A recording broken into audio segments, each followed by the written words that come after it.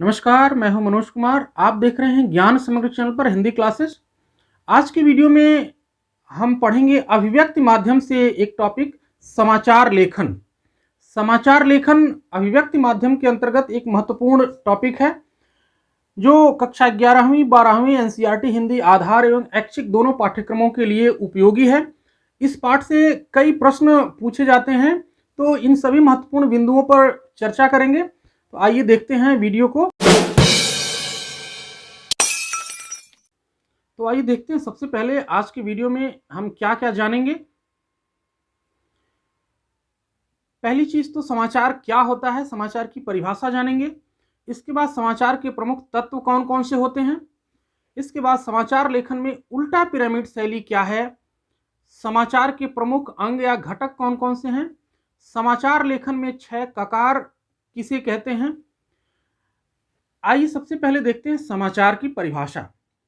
अगर आपसे कोई समाचार की परिभाषा पूछे तो आप कह सकते हैं कि समाचार किसी भी नवीन घटना, विचार या समस्या की एक रिपोर्ट है जिसमें अधिक से अधिक लोगों की रुचि हो और जिसका अधिक से अधिक लोगों पर प्रभाव पड़ रहा हो।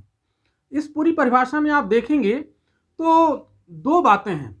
एक तो समाचार किसी नवीन घटना, विचार या समस्या की रिपोर्ट है, यानी ऐसी कोई भी घटना, विचार या समस्या जो नई हो, ताजा हो, उसकी रिपोर्ट को समाचार कहते हैं। यानी नवीनता एक सबसे प्रमुख तत्व है समाचार के लिए। कोई भी पुरानी जानकारी कभी समाचार नहीं बन सकती। जानकारी हमेशा ताजा होनी चाहिए या ताजा घटना से जुड़ी हुई कोई पुरानी जानकारी हो। जानकारी भले ही पुरानी हो, लेकिन अगर वो किसी ताजा घटी हुई घटना के रेफरेंस में अगर आ रही है तो वो समाचार बन सकती है। तो पहली चीज इसमें यही है कि नवीनता होनी चाहिए। नई जानकारी, नई सूचना, नई घटना, विचार या समस्या ही समाचार होती है। दूसरी जो बात है इसमें कि अधिक से अधिक लोगों की रुचि हो और जिसका अधिक से अधिक लोगों पर प्रभाव पड़ रहा हो। इसका मतलब ऐसी घटना, ऐसा विचार या ऐसी समस्या जिसका अधिक से अधिक लोगों से जुड़ाव हो, सरोकार हो। कोई भी जानकारी जो किसी एक व्यक्ति से ही संबंधित है या किसी एक व्यक्ति के लिए ही उपयोगी है, वो समाचार नहीं हो सकती। वो जानकारी हो सकती है, सूचना हो सकती है, लेकिन समाचार नहीं हो सकती। यही अंतर है समाचार और सूचना में। यानी समाचार ऐसी कोई भी नई जानकारी जो अधिक से अधिक लोगों से सरोकार रखती हो, जिसका संबंध हो अधिक से अधिक लोगों से या अधिक से अधिक लोगों का जिस पर प्रभाव पड़ता हो, वही चीज समाचार हो सकती है। अगर किसी एक व्यक्ति से ही केवल उसका लेना देना है तो वो सूचना तो होगी, जानकारी होगी, लेकिन समाचार नहीं हो सकती। तो ये समाचार की परिभाषा है। अब देखते हैं समाचार के प्रमुख तत्व। समाचार के प्रमुख तत्व से आशय इस बात का है कि कोई भी जानकारी, कोई भी सूचना कब समाचार बनने योग्य हो जाती है। यानी किसी जानकारी या किसी सूचना में कौन कौन सी बातें होनी चाहिए जिससे कि वो समाचार बनने योग्य हो जाए, यानी समाचार बन जाए। आपको हमने बताया कि हर जानकारी समाचार नहीं हो सकती, हर जानकारी को खबर नहीं कहा जा सकता। तो खबर, किसी जानकारी को खबर बनने के लिए कुछ खास बातें होनी चाहिए। उन्हीं खास बातों को समाचार के तत्व कहते हैं। और ये 10 चीजें हैं जो किसी जानकारी को समाचार बनाने में मदद करती हैं। सबसे पहली चीज है इसमें नवीनता। इसमें से क्वेश्चन कैसे पूछा जाता है? क्वेश्चन पूछा जाता है कि समाचार में नवीनता से आप क्या समझते हैं, या समाचार में निकट संबद्धता से क्या मतलब होता है, या समाचार में टकराव या संघर्ष का क्या महत्व होता है। तो यानी इन चीजों के बारे में आपको थोड़ा सा एक्सप्लेन करके समाचार से उसको जोड़ना है। तो आइए देखते हैं, ये 10 चीजें हैं। सबसे पहली चीज है नवीनता। नवीनता का मतलब कोई भी ऐसी जानकारी जो नई हो, जो अब तक लोगों को पता न हो, ऐसी सभी जानकारी समाचार बन सकती है। ऐसी जानकारियों को में समाचार के तत्व होते हैं। दूसरी चीज है निकटता या संबद्धता। निकटता या संबद्धता से मतलब है लोगों से संबंध या अधिक से अधिक लोगों से सरोकार। कोई भी ऐसी जानकारी जिसका अधिक से अधिक लोगों के साथ सरोकार हो। जैसे राजनीति में कोई बदलाव हो रहा है तो उसका पूरे देश पर असर पड़ेगा, पूरी जनता से असर पड़ेगा। महंगाई बढ़ रही है तो महंगाई का असर पूरी जनता पर पड़ेगा, अधिक से अधिक लोगों से इसका सरोकार है। इसी तरह से देश में अपराध बढ़ रहा है तो इसका खामियाजा पूरे देश को भुगतना पड़ेगा। तो आपराधिक घटनाओं को भी अधिक से अधिक लोगों से जुड़ाव है, अधिक से अधिक लोग इससे संबंधित होते हैं। तो निकटता या संबद्धता का मतलब है सरोकार। ऐसी घटनाएं, ऐसी जानकारियां, ऐसी विचार या ऐसी समस्या जिसका अधिक से अधिक लोगों से कुछ लेना देना हो, कुछ मतलब हो, उसी को कहते हैं निकट संबद्धता। तो जिस जानकारी, जिस सूचना, जिस समस्या से अधिक लोगों से जुड़ाव होगा, संबंध होगा, तो वो समाचार बनने योग्य होती है। अब आइए देखते हैं व्यापक प्रभाव क्षेत्र। व्यापक प्रभाव क्षेत्र मतलब ऐसी जानकारी, ऐसी सूचना, ऐसी चीज जिसका असर बहुत व्यापक हो, यानी बहुत बड़े सामाजिक वर्ग पर जिसका असर पड़ता है। जैसे कोई भी चीज जिसका एक किसान वर्ग पर असर पड़ता है, नागरिकों पर असर पड़ता है, मजदूर वर्ग पर असर पड़ रहा है, कर्मचारी वर्ग पर, यानी समाज के एक बड़े तबके पर प्रभाव डालने वाली सभी सूचनाएं या जानकारियां समाचार हो सकती हैं। इसी तरह टकराव या संघर्ष, ये भी समाचार का एक प्रमुख तत्व है। इसका मतलब क्या है? टकराव या संघर्ष के बारे में जानना हर इंसान का एक कौतूहल होता है। आप देखते हैं कि हम रास्ते में जा रहे हैं, दो लोग वहां लड़ रहे हैं, तो अचानक हमारी इच्छा होती है रुक करके थोड़ा देखें कि दोनों आदमी क्यों लड़ रहे हैं आपस में। यानी जहां लड़ाई झगड़ा हो रहा है, जहां टकराव है, जहां संघर्ष है, उसके बारे में जानने की एक स्वाभाविक इच्छा होती है इंसान की। तो इसीलिए टकराव या संघर्ष भी समाचार का एक प्रमुख तत्व है। जहां कहीं जो कोई भी जानकारी टकराव या संघर्ष से जुड़ी हुई है, वो सब समाचार हो सकते हैं। महत्वपूर्ण लोग, समाज में बहुत सारे महत्वपूर्ण लोग होते हैं, जैसे बड़े नेता हो गए, बड़े फिल्म स्टार हो गए, बड़े खिलाड़ी हो गए, बड़े बिजनेसमैन हो गए। ये सब समाज के बड़े या महत्वपूर्ण लोग होते हैं। इनके बारे में जानने की इच्छा एक स्वाभाविक रहती है हर आदमी के मन में कि ये बड़े लोग कैसे बड़े बन गए और इनका लाइफ स्टाइल कैसा है, इनकी जीवन शैली कैसी है। इन लोगों के बारे में कुछ भी जानकारी होगी तो वो अपने आप में समाचार बन जाता है। यानी महत्वपूर्ण लोगों से जुड़ी हुई जानकारियां अपने आप में समाचार होती हैं। आप देखते हैं बड़े फिल्म स्टार अगर वो बीमार भी पड़ जाए, उनको खांसी भी आ जाए, तो भी न्यूज में अगले दिन हेडलाइन छप जाती है कि अमिताभ बच्चन बीमार पड़े और एम्स में भर्ती हुई। वहीं पर एक आम आदमी को कैंसर हो जाए, बीमारी हो जाए, मर जाए, लेकिन कहीं समाचार बनने वाला नहीं है। तो बड़े लोग कुछ भी कर देंगे तो वो समाचार बन जाता है। तो ये महत्वपूर्ण लोग अपने आप में समाचार का विषय बन जाते हैं। इसके बाद है उपयोगी जानकारियां। उपयोगी जानकारियों से मतलब है ऐसी जानकारी जो आम आदमी के जीवन के लिए उपयोगी हो। जैसे मौसम की जानकारी हो गई, महंगाई की समस्या हो गई, या ट्रेनें, बाढ़ के कारण ट्रेनें रद्द हो रही हैं, या ठंड के कारण ट्रेन कहीं रद्द हो जा रही है, तो उन ट्रेनों की जानकारी न्यूज़पेपर में छपती है कि आज फला फला ट्रेनें रद्द रहेंगी या कैंसिल रहेंगी। इसी तरह से बैंकिंग सेक्टर से जुड़ी हुई जानकारियां कि आज फला तारीख से लेकर के फला तारीख तक बैंक में हड़ताल रहेगी। ये सब जानकारियां आम आदमी के लिए उपयोगी होती हैं, जिससे रोजमर्रा का कामकाज उनका प्रभावित होता है और रोजमर्रा के जीवन की तैयारियां करने के लिए वो इन जानकारियों का उपयोग करते हैं। तो ऐसी कोई भी जानकारी जो आम आदमी के लिए रोजमर्रा के जीवन के लिए उपयोगी हो, वो सब समाचार बनने योग्य होते हैं। अनोखापन, ऐसी कोई भी घटना जो यूनिक हो, जो अपने आप में अनोखी हो, जिसकी चर्चा बहुत रेयरेस्ट ऑफ द रेयर कभी सुनी जाती हो, ऐसी जानकारी भी समाचार बन जाती है। तो कई बार आप देखते होंगे समाचारों में निकलता है कि 3 पैर वाला एक बच्चा पैदा हुआ, ठीक है, या 3 आंख वाला कोई बच्चा पैदा हुआ। तो इस तरह की अजीब अजीब जानकारी जो थोड़ा विचित्र हो, थोड़ा अनोखा हो, यूनिक हो, ऐसी कोई भी जानकारी समाचार बन जाती है। समाचार के बारे में इसीलिए कहा जाता है कि अगर कुत्ते ने इंसान को काट लिया तो ये कोई खबर नहीं है, लेकिन अगर आदमी ने कुत्ते को काट लिया, इंसान ने कुत्ते को काट लिया, तो ये अपने आप में खबर है। मतलब क्या है कि कुत्ता आदमी को काटता है, कोई बड़ी बात नहीं है, सामान्य सी चीज है। लेकिन अगर इंसान कुत्ते को काट ले तो ये यूनिक बात है, अनोखी बात है, तो ये खबर बन जाती। ऐसा खबरों के बारे में व्यंग के रूप में कहा जाता है। अगला जो पॉइंट है वह है जन रुचि। जन रुचि से क्या मतलब है? जनता की रुचि, जिस चीज को जानने में जनता की रुचि हो, ऐसी कोई भी जानकारी समाचार बन सकती है। जैसे न्यूज़पेपर में फिल्मी सितारों के बारे में या क्रिकेटर्स के बारे में बहुत सारी व्यक्तिगत जानकारियां निकलती हैं, जिसका आम आदमी से कोई लेना देना या सरोकार नहीं है, लेकिन फिर भी ऐसी जानकारियां खबरों के रूप में समाचार पत्रों में प्रकाशित होती हैं और लोग पढ़ते हैं। फिल्म जगत का जो पेज होता है उस पर रंगीन पन्ना, जिसको ज़्यादातर लोग पढ़ते हैं। क्यों पढ़ते हैं? क्योंकि लोगों की एक रुचि है कि ये जो बड़े फिल्मी स्टार हैं, क्रिकेटर हैं, सेलिब्रिटीज हैं, उनका लाइफ स्टाइल क्या होता है, कैसे वो लोग उठते बैठते हैं, उनका खान पान रहन सहन क्या है, तो उनकी निजी जानकारियों को भी लोग जानना चाहते हैं। तो जिसको ज़्यादा से ज़्यादा लोग जानना चाहते हैं, जिसमें रुचि है लोगों की, ऐसी कोई भी जानकारी समाचार बनने योग्य होती है। इसी तरह पाठक वर्ग, जिस चीज़ को बहुत सारे लोग पढ़ने वाले हों, पढ़ना चाहते हों, ऐसे जानकारियों को भी समाचार कहते हैं। नीतिगत ढांचा, ये महत्वपूर्ण है। नीतिगत ढांचा क्या होता है?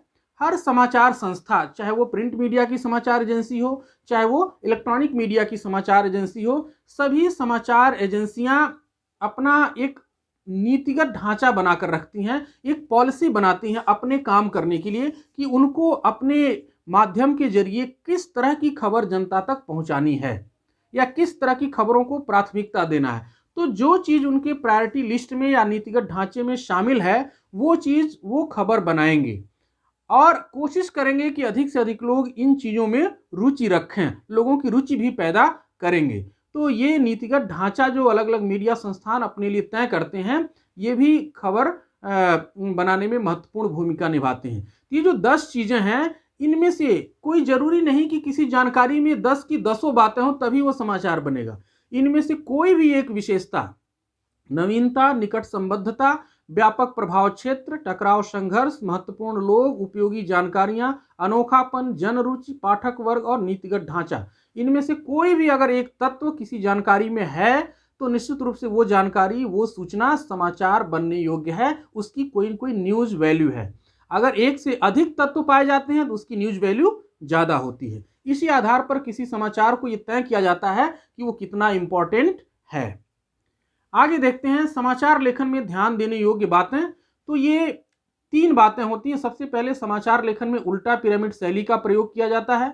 समाचार के 6 ककारों का समावेश होता है उसमें, और समाचार के 4 अंगों का समावेश होता है। इसमें से क्वेश्चन पूछा जाता है कि उल्टा पिरामिड शैली किसे कहते हैं और समाचार के 6 ककार कौन कौन से हैं, ये प्रश्न पूछे जाते हैं।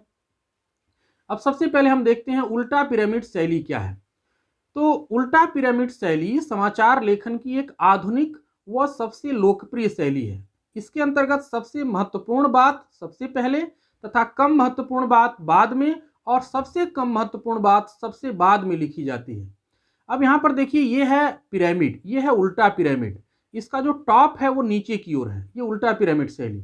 और ये है सीधा पिरामिड शैली, इसका जो टॉप है ये ऊपर की तरफ है। अगर इस पिरामिड को हम 3 भागों में ऐसे बांटते हैं, ऐसे 3 खंडों में बांटते हैं, तो देखेंगे जो सबसे ऊपर का खंड है इसका एरिया सबसे ज़्यादा होगा। ये ज़्यादा एरिया दर्शाता है अधिक इंपॉर्टेंस को, अधिक महत्व को। उसके नीचे का एरिया थोड़ा सा कम होगा और सबसे नीचे का एरिया सबसे कम होगा।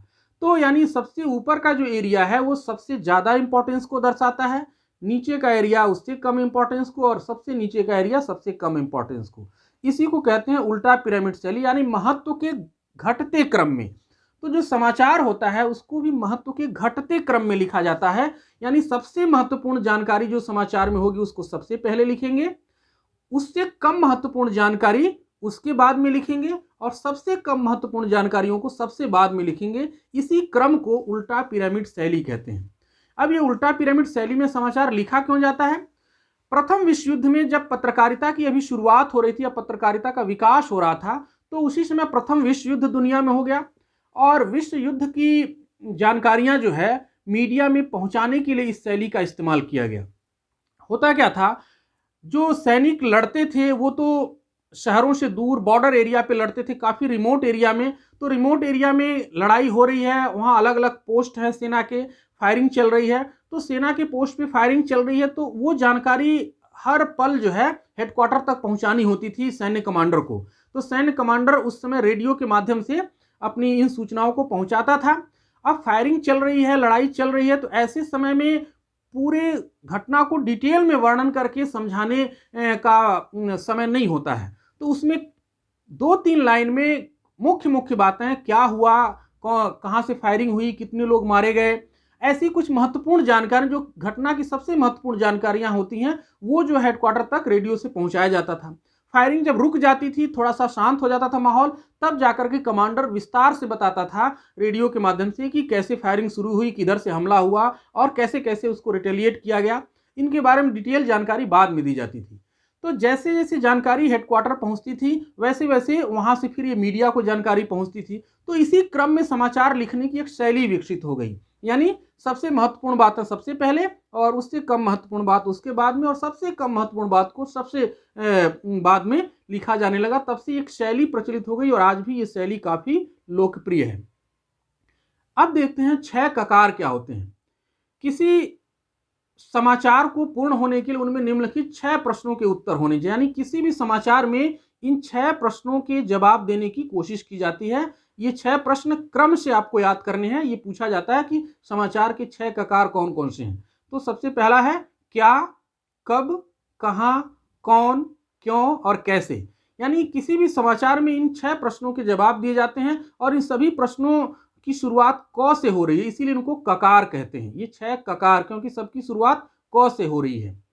तो क्या, यानी ये बताया जाता है कि किसी समाचार में सबसे पहले ये बताया जाता है कि क्या घटित हुआ, कब घटित हुआ, कहाँ घटित हुआ और उसके बाद उस घटना से कौन प्रभावित हुआ है, घटना में कौन शामिल था, और सबसे लास्ट में बताया जाता है कि घटना क्यों हुई और घटना कैसे हुई। तो जो पहले 4 हैं ये सबसे महत्वपूर्ण चीजें हैं और क्यों और कैसे ये लीस्ट महत्वपूर्ण माने जाते हैं। इनको समाचार में बाद में बताया जाता है।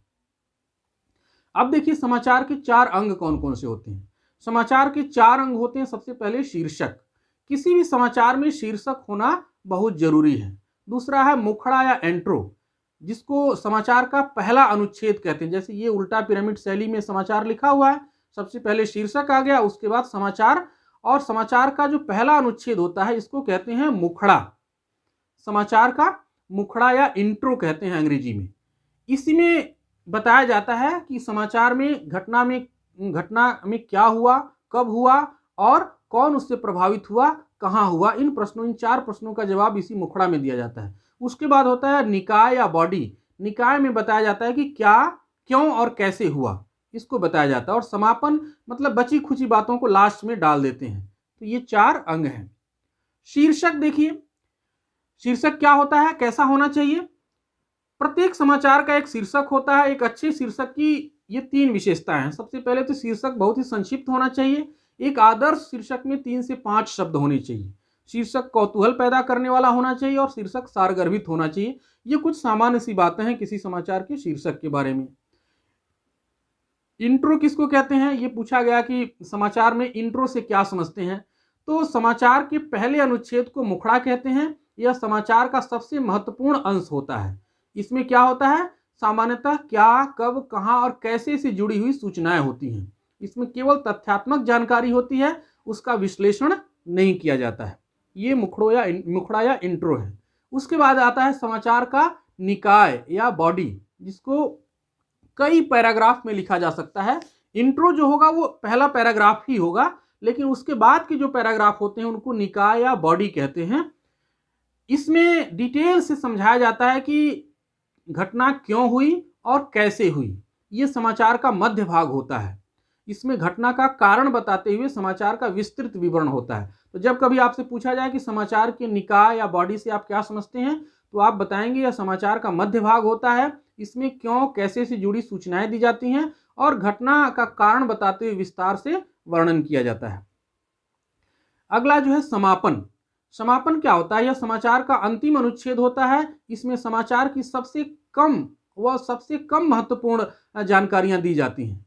जैसे ये समाचार का पूरा स्ट्रक्चर है, मान लीजिए, तो सबसे ऊपर रहेगा शीर्षक, उसके बाद होगा इंट्रो। इंट्रो में किन चीजों को बताया जाएगा, क्या, कब, कहां और कौन, इन जानकारियों को बताया जाएगा। उसके बाद आता है निकाय या बॉडी। निकाय में कई अनुच्छेद हो सकते हैं, लेकिन सभी अनुच्छेदों को मिला करके उसमें क्यों और कैसे प्रश्नों का उत्तर दिया जाएगा कि कोई घटना, किसी खबर में अगर कोई घटना हुई है तो वो घटना क्यों हुई और कैसे हुई, इन्हीं को विस्तार से विश्लेषण किया जाता है। और घटना से जुड़ी हुई अन्य कोई जानकारी है, जैसे किसी का स्टेटमेंट है, किसी का कथन है, तो वो सबसे लास्ट में रख दिया जाता है। इसको समापन वाला पैराग्राफ कहते हैं। तो जो अंतिम अनुच्छेद होता है वो समापन का होता है। जो पहला अनुच्छेद होता है समाचार का वो इंट्रो का होता है और बीच के जितने भी अनुच्छेद होते हैं वो सब निकाय या बॉडी के अंतर्गत आते हैं। ये हमारे समाचार का ढांचा होता है।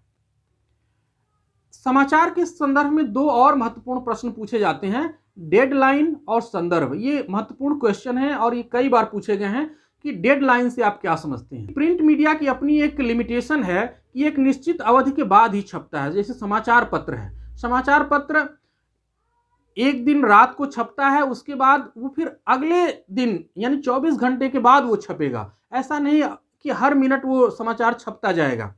तो समाचार पत्र में अगर कोई खबर छप गई तो अगला वर्जन जो समाचार पत्र का निकलेगा वो 24 घंटे बाद निकलेगा और इस 24 घंटे में बहुत सारी नई नई घटनाएं हो जाती हैं, बहुत सारी नई नई सूचनाएं आती हैं। तो वो नई सूचनाओं को तुरंत अपडेट नहीं किया जा सकता, वो अगले संस्करण में जब अगला समाचार पत्र प्रकाशित होगा तो उसमें वो निकलेगा।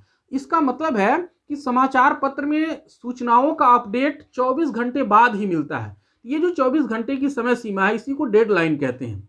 अब जैसे रात को 11 बजे समाचार पत्र छपना शुरू हो गया और वो लगभग 12, 1, 2 बजे तक समाचार पत्र सारे मशीन में छपेंगे, प्रेस में। 2 बजे के बाद वो बंटने के लिए, डिस्ट्रीब्यूट होने के लिए शहरों में निकल जाएंगे और उसके बाद अगर उस समाचार पत्र में कोई नई सूचना जोड़नी है या कुछ चेंज करना है या कोई नई सूचना को जोड़ना है तो वो अगले दिन जब रात को 11 बजे समाचार पत्र छपेगा तब उसमें वो प्रकाशित होगा। तो ये जो समय सीमा है इसी को डेडलाइन कहते हैं। तो इसकी डिफिनीशन क्या है? डेडलाइन एक ऐसी समय सीमा है जिसके बाद किसी समाचार पत्र का अगला संस्करण प्रकाशित होता है। अब समाचार पत्र प्रकाशित होने का, छपने का जो टाइम होता है वो अलग अलग समाचार पत्रों का अलग अलग हो सकता है। जिसके पास जितनी फास्ट मशीनें हैं, प्रेस है, वो उतना लेट रखता है टाइम को। कभी 10 बजे रात को कोई समाचार पत्र 10 बजे रात से छपना शुरू हो जाता है, कोई समाचार पत्र 11 बजे रात से छपना शुरू हो जाता है।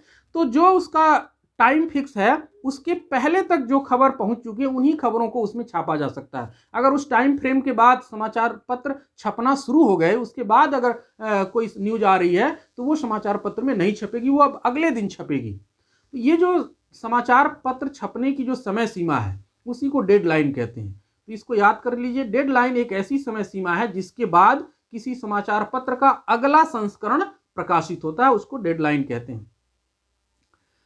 संदर्भ देखिए, संदर्भ क्या होता है? जनरली आप समाचार पत्र को पढ़ते होंगे तो कुछ ऐसे समाचार होते हैं जिनमें समाचार के पहले अनुच्छेद की शुरुआत में मोटे अक्षरों में कुछ चीजें लिखी रहती हैं। जनरली वो क्या चीजें होती हैं? स्थान का नाम होगा, दिनांक होता है या कई बार किसी समाचार एजेंसी का नाम होता है। इन्हीं सूचनाओं को संदर्भ कहते हैं। इनमें ये सूचनाएं क्या बताती हैं? समाचार पत्रों में समाचार के प्रथम अनुच्छेद के आरंभ में खबर के स्थान, तिथि और संबंधित स्रोत यानी समाचार एजेंसी का उल्लेख होता है, जिसे समाचार संदर्भ कहते हैं।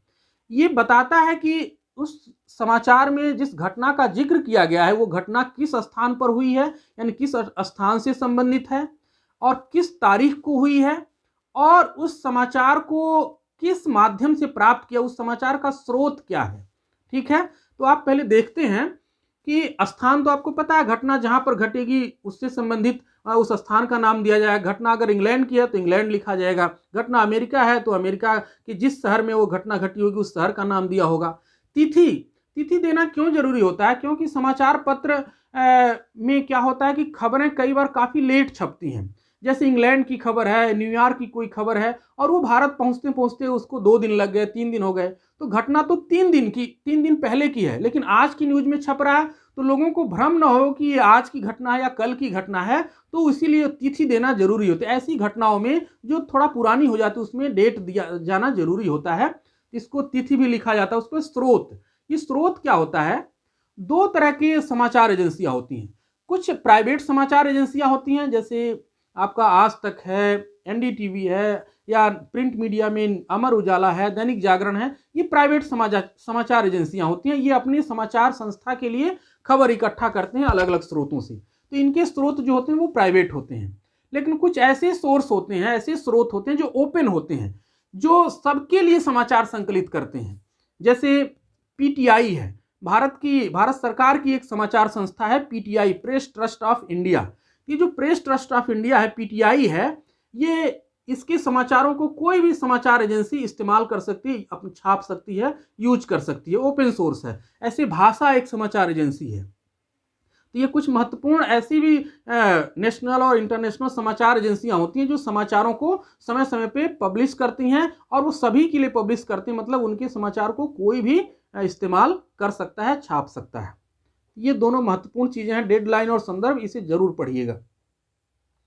अब देखते हैं एक आदर्श समाचार का नमूना देखते हैं, एक आइडियल समाचार का नमूना देखते हैं। देखिए एक ये समाचार है, इसका शीर्षक है सबसे ऊपर, मॉस्को में छत ढहने से 4 मरे 29 घायल। ये एक हेडलाइन है या समाचार का शीर्षक है। अब देखिए समाचार का पहला अनुच्छेद, यहां पर लिखा हुआ है मॉस्को 23 फरवरी भाषा, जिसको ये भी हम चर्चा कर रहे थे, इसको कहेंगे संदर्भ, इसको कहेंगे समाचार का संदर्भ। यानी ये घटना मॉस्को की है, घटना कब की है, 23 फरवरी की है।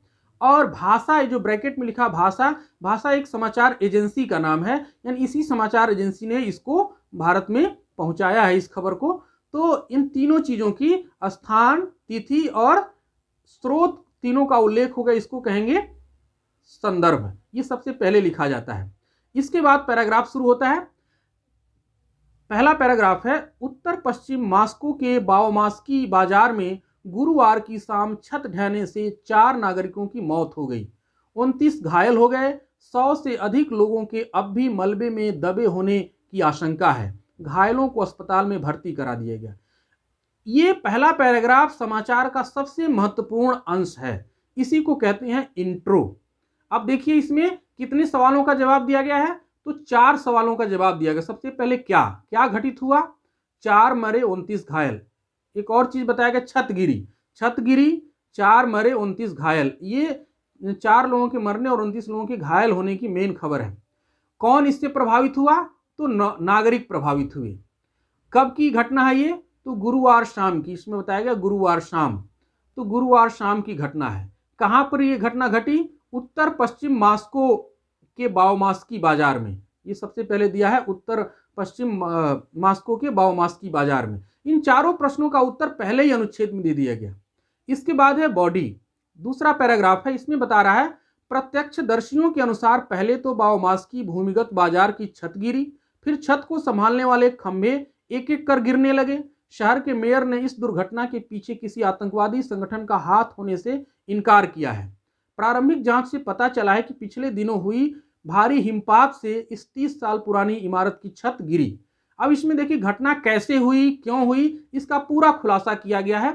क्यों का जवाब देते हुए बताया गया कि घटना हिमपात की वजह से हुई, यानी बर्फ गिरने से हुई। कैसे घटना हुई, तो पहले छत गिरी, फिर खंभे गिरे, फिर एक एक करके पूरी बिल्डिंग गिर गई, और इसमें कोई आतंकवादी घटना इसके पीछे नहीं है, ये भी स्पष्ट किया गया है। तो ये क्यों और कैसे का जवाब इस बॉडी में दिया गया। अब अगला है समापन, अंतिम अनुच्छेद है समापन। इसमें बताया जा रहा है कि आपात मामले के मंत्री सर्गेई शोगो ने बताया है कि मलबे के नीचे अभी भी कई लोग जिंदा हैं। मोबाइल ऑपरेटरों ने भी मलबे से 100 से अधिक मोबाइल संदेश मिलान की पुष्टि की है। बचाव राहत कार्य युद्ध स्तर पर जारी है। माना जा रहा है कि छत गिरने की मुख्य वजह उसका गुंबदनुमा डिजाइन भी है, जिसमें उस पर भारी बर्फ जमा हो गई और छत पर बर्फ का वजन संभल नहीं पाया। तो इसमें थोड़ा और बची खुची जानकारियां दे दी गई हैं कि राहत काम चल रहा है और लोगों को बचाया जा रहा है, लोगों को मोबाइल के सिग्नल के जरिए ढूंढा जा रहा है, ये सब चीज़ें बताई गई हैं। इसमें उद्धरण भी दिया गया है, जैसे आपात मामलों के मंत्री ने क्या बयान दिया है, मॉस्को के मेयर ने क्या बताया है, और प्रत्यक्षदर्शी और मोबाइल ऑपरेटरों ने क्या क्या बातें कही हैं, उनका जिक्र किया गया। तो एक तरह से इसमें उद्धरण, लोगों का सोर्स या हवाला दिया गया है। तो ये एक आदर्श समाचार का नमूना है। समाचार की कुछ अन्य परिभाषाएं भी अलग अलग लोगों ने दी हैं जो बहुत महत्वपूर्ण नहीं है, लेकिन देख लीजिए, प्रेरक और उत्तेजित कर देने वाली हर सूचना समाचार होती है। ऐसी कोई भी सूचना जिससे लोग प्रेरित हों या उत्तेजित हो जाएं, वो समाचार है। समय पर दी जाने वाली हर सूचना समाचार होती है। किसी घटना की रिपोर्ट ही समाचार है। समाचार जल्दी में लिखा गया एक इतिहास है। ये सब अलग अलग लोगों की समाचार के बारे में परिभाषाएं हैं। कुछ सावधानियां समाचार लेखन में बरतनी चाहिए। जो सामान्य सी बातें हैं, समाचार की भाषा सरल, स्पष्ट और प्रभावशाली होनी चाहिए। वाक्य लंबे या जटिल नहीं होनी चाहिए। दुरूह या अप्रचलित शब्दों का प्रयोग नहीं होना चाहिए। भाषा को चमत्कारपूर्ण बनाने के लिए गैर जरूरी विशेषणों का प्रयोग नहीं होना चाहिए और विषय के अनुकूल शब्दों का प्रयोग होना चाहिए। इसके बाद और कुछ समाचारों के नमूने हैं, आप वीडियो को पॉज करके आप देख सकते हैं। इन कुछ और समाचार के नमूने हैं। पहले समाचार लेखन भी आता, समाचार को राइटिंग सेक्शन में लिखने के लिए आता था। तो जब भी समाचार लिखने के लिए आता है तो आपको इस तरह से संकेत दिए जाते हैं एग्जाम में। संकेत कैसे दिए जाएंगे, जैसे दरियागंज 10 अप्रैल सुबह 9 बजे एक व्यापारी समीर जैन गोली मारकर हत्या, बिजली के सामान बनाने का व्यवसाय, घर में घुसकर अज्ञात हत्यारे, पुरानी रंजिश, दरियागंज पुलिस थाना, मामला दर्ज, जांच जारी। यानी पूरी कहानी को छोटे छोटे अंशों में, बीच बीच के अंशों को संकेत बिंदुओं के रूप में दिया जाएगा और ये कहा जाएगा कि इन संकेतों के आधार पर आप एक समाचार लिखिए। तो अब इन संकेतों के आधार पर ये एक समाचार लिखा गया है। आप वीडियो को पॉज करके इस समाचार को पढ़ सकते हैं। अगर आपको समाचार लिखने के लिए आएगा तो इसी तरह संकेत बिंदु दिए गए रहेंगे और इन संकेत बिंदुओं को जोड़ जोड़ करके आप कुछ अपने मन से मिला के एक समाचार लिखेंगे और उसमें ध्यान रखेंगे कि जो समाचार की जो इंट्रो, निकाय और समापन और उल्टा पिरामिड शैली और 6 ककार हैं उनका अच्छी तरह से उपयोग हो। तो इस तरह से आपने समाचार लेखन की विशेषताओं को पढ़ा। समाचार लेखन में उल्टा पिरामिड शैली क्या है और समाचार के 6 ककार क्या हैं, इंट्रो क्या है, बॉडी क्या है, निकाय क्या है, साथ में समाचार के संदर्भ में डेडलाइन से क्या मतलब है, समाचार संदर्भ किसे कहते हैं, इन सूचनाओं को पढ़ा। एक आदर्श समाचार भी देखा और इससे प्रश्न कौन कौन से पूछे जा सकते हैं उनको भी देखा। अगर यह प्रश्न राइटिंग सेक्शन में आता है तो कैसे पूछे जाएंगे इसको भी आपने देखा। तो आज के लिए बस इतना ही। अगले वीडियो में हम पढ़ेंगे आलेख लेखन, आलेख कैसे लिखना है इसको पढ़ेंगे। तब तक के लिए नमस्कार, धन्यवाद।